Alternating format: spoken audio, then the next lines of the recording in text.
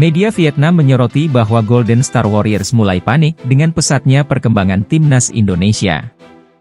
Sebagaimana diketahui, Vietnam sempat dominan melawan timnas Indonesia ketika dipegang oleh Park Hang-seo. Lalu kedatangan Shin Tae-yong perlahan menggeser peta kekuatan. Apalagi Vietnam kini menjalani masa transisi dari Park Hang-seo ke Philippe Troussier. Dan kini diasuh pelatih baru Kim Sang-sik.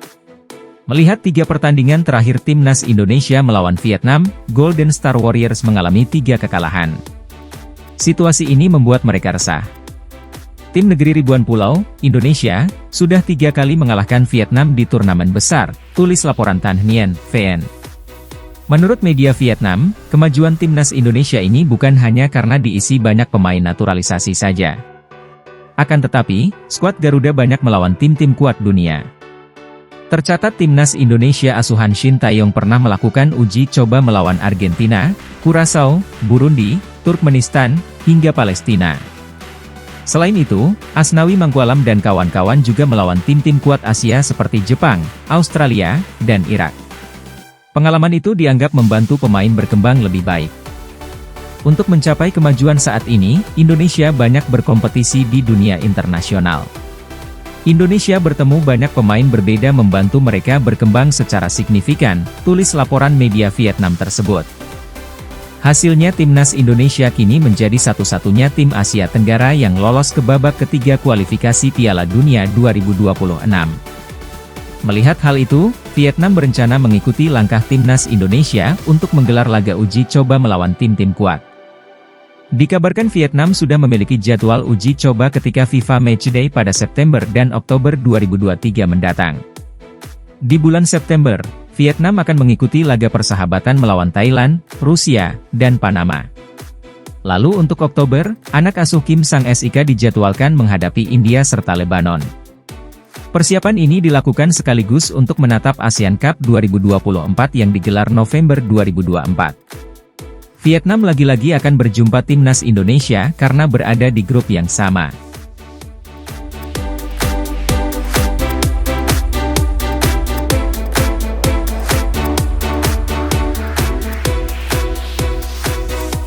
Ada pesan khusus Ketua Umum PSSI, Erick Thohir, yang jadi patokan utama Indra Syafri hingga Shin Tae-yong dalam bangun timnas Indonesia. Hal itu diungkap pelatih timnas Indonesia U19, Indra Syafri. Indra menyatakan Erick Thohir sudah berpesan untuk tidak ada intervensi dari siapapun dalam membangun timnas Indonesia. Pesan itu berlaku untuk timnas Indonesia seluruh kelompok umur. Saat ini, Indra Syafri sendiri ditunjuk menjadi pelatih timnas Indonesia U19. Sementara timnas Indonesia U16 diarsiteki Nova Arianto. Lalu, timnas Indonesia senior masih dipegang kendali Shin Tae-yong. Indra Syafri mengatakan Erick Thohir memang tidak membeda-bedakan untuk antar pelatih timnas Indonesia. Erick Thohir meminta tim pelatih membangun tim dengan maksimal. Pesan Pak Ketum, PSSI, Erick Thohir. 1. Untuk semua pelatih tim nasional bangun tim dengan baik, pilih pemain dengan jujur, dan tidak ada intervensi oleh siapapun, kata Indra Syafri dalam konferensi pers, Selasa 16 Juli 2024. Indra Syafri mengatakan Erick Thohir juga menekankan untuk tidak berpuas diri jika meraih segala capaian. Jadi, timnas Indonesia akan berbenah diri agar terus menjadi lebih baik. Selalu melakukan perbaikan, ujar Indra Syafri. Selain itu, Indra Syafri mengatakan Erick Thohir juga meminta setiap pelatih menjalin hubungan dengan baik. Pasalnya, timnas Indonesia kelompok umur dan senior saling berkaitan satu sama lainnya. Kerjasama di antara pelatih dan pemain nasional Indonesia, pungkas Indra Syafri.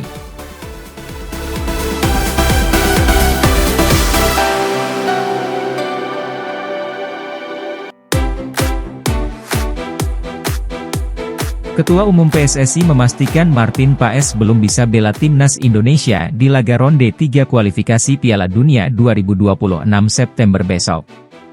Hal ini membantah klaim Menpora Dito Aryo Tejo yang diberikan kabar kemungkinan Martin Paes bisa bela timnas Indonesia. Konfirmasi Erick Thohir itu disampaikan kepada pengamat sepak bola Bung Ropan. Lewat pernyataannya di akun YouTube pribadinya, Bung Ropan mengklaim hubungi langsung Erick Thohir lewat WhatsApp, Senin malam. Beliau jawab belum bisa ya masih diusahakan, kata Bung Ropan. Sebelumnya, Dito Aryo Tejo mengabarkan jika Martin Paes sudah bisa main membela timnas Indonesia di ronde 3 kualifikasi Piala Dunia 2026 September 2024 mendatang. Hal itu berdasarkan obrolan Dito dengan Ketua Umum PSSI Erick Thohir. Kemarin Pak Erick sampaikan insya Allah September sudah bisa main, kata Dito. Dito pun yakin dengan laporan Erick Thohir itu. Dia meminta publik menunggu. Iya, kata Pak Erick, tegas Dito. Paes sendiri sudah resmi menjadi warga negara Indonesia. Kehadirannya diharapkan bisa menambah kekuatan timnas di posisi penjaga gawang, terutama dalam menghadapi lawan berat di grup C kualifikasi Piala Dunia 2026, seperti Jepang, Australia, Arab Saudi, Bahrain, dan Cina.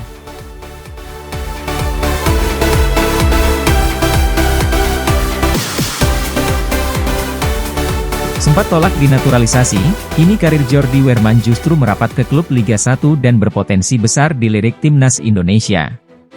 Melansir dari pernyataan Direktur Utama PT Polana Bola Madura Bersatu, PT PBMB, Annisa Zafarina, disebutkan bahwa manajemen Sapeh kerap resmi mendatangkan Jordi Wehrman sebagai amunisi anyar di Liga 1 musim depan. Dalam keterangannya, Madura United memuji Jordi Wehrman yang dianggap punya potensi serta kualitas memukau di Eropa. Selain itu, Madura United juga turut menjelaskan asal-usul pemain anyarnya itu yang diketahui punya darah Indonesia. Jordi Wehrman, pemain kelahiran Den Haag Belanda dan punya darah tanah air dari ibunya, ucap Annisa Zafarina. Pemain yang lama mengasah skill si kulit bundar di Feyenoord dari sejak kecil, datang ke Madura untuk merasakan sengitnya bertarung di Liga 1 dan Asia, tambahnya. Lebih lanjut, Madura United juga berharap kehadiran Jordi Wehrman bisa mengangkat performa tim di kompetisi domestik. Karir Jordi Wehrman cukup bagus. Dia menjadi andalan di Feyenoord dan promosi ke tim utama pada usia yang muda dan pernah bermain di timnas Belanda kelompok usia. Kami berharap datangnya dia ke Madura United juga bisa mengangkat performa tim, tutup Annisa. Sebelum hengkang ke Madura United, nama Jordi Wehrman sempat jadi sorotan terutama dari para penggemar timnas Indonesia. Pada 2022 lalu, nama Jordi Wehrman masuk dalam daftar calon naturalisasi timnas Indonesia lantaran dinilai punya kemampuan mumpuni dan prospek karir menjanjikan.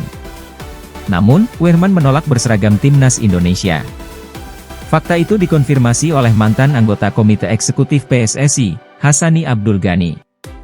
Dia, Wehrman, menolak. Jordi Wehrman sementara bukan target naturalisasi timnas Indonesia lagi, kata Hassani ketika dikonfirmasi wartawan. Hassani tidak menjelaskan alasan Wehrman menolak tawaran timnas Indonesia. Faktor Belanda disinyalir menjadi alasan kuat bagi sang pemain menolak PSSI.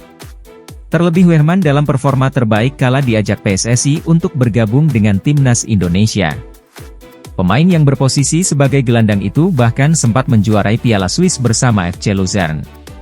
Namun kini dengan hengkang ke Liga 1, sepertinya peluang Wehrman untuk memperkuat Belanda semakin tertutup dan justru membuka kesempatan bagi PSSI untuk kembali menaturalisasinya. Andai Jordi Wehrman mampu tampil apik dan membawa Madura United finish di papan atas Liga 1 musim depan, bukan tak mungkin dirinya bakal dilirik timnas Indonesia minimal pada ajang Piala AFF 2024 akhir tahun nanti.